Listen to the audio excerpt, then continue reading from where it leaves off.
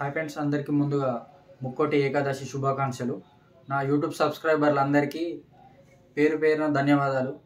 రీసెంట్గా మొన్ననే 1700 సబ్స్క్రైబర్స్ అయ్యారు. సో ఈరోజు వైకుంఠ ఏకాదశి కాబట్టి ప్రతి ఒక్కరు వెంకటేశ్వర స్వామి టెంపుల్కి వెళ్ళి ఉత్తర ద్వారం నుండి దర్శనం చేసుకోండి స్వామివారిని. మీ కోరికలు ఏమున్నా మనస్ఫూర్తిగా స్వామివారికి తెలియజేయండి.